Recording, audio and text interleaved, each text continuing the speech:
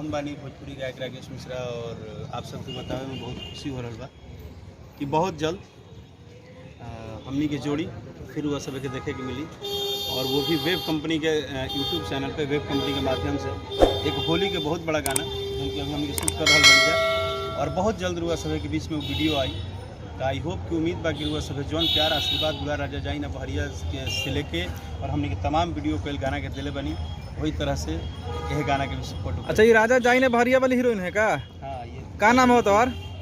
नमस्ते, मैं हूँ त्रिशा मधु और भोजपुरी देखने वाले सारे दर्शकों से हाथ जोड़ के प्रणाम कहा धनी। और वही म्यूज़िक से हम लोगों का फिर से होली वीडियो अभी शूट चल रहा है हम लोगों का। तो जैसे राजा जाई ने बहरिया और सारे गानों को जैसे आप लोग इतना प्यार दिए हैं वैसे हम लोग फिर से एक वीडियो शूट कर रहे हैं। मधु तोहरा से क्वेश्चन बा, ये राकेश मिश्रा के काहे बहरी भाई जल जाता है बताओ? मतलब राकेश मिश्रा के वो जो गाना बा राजा जाई ने बहरिया को बाहर क्यों भेजती है बार बार घर में से?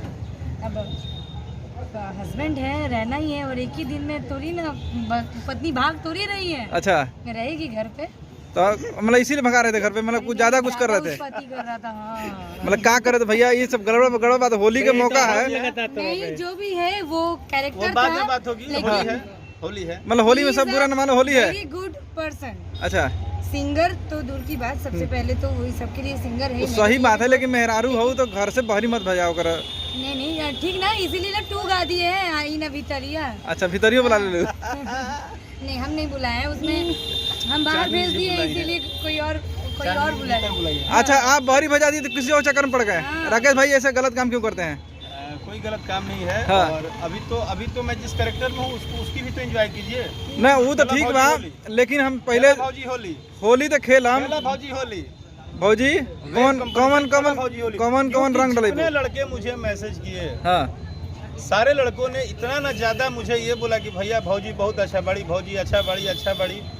वो बहरिया को देखने के बाद सबको लगता था कि हम पति पत्नी है। भौजी कह दिया तो हमने इस बार बना दिया कि भौजी खेला भौजी होली। वेब कंपनी से एक बहुत ही सुंदर गाना रिलीज खाटी अंदाज में, बिल्कुल हाँ खाटी अंदाज में होने वाला। हाँ मजा आई, वीडियो देख लो तो फिर मन करी बार देखे के। खेला ना हो रोमांटिक डबल डोज।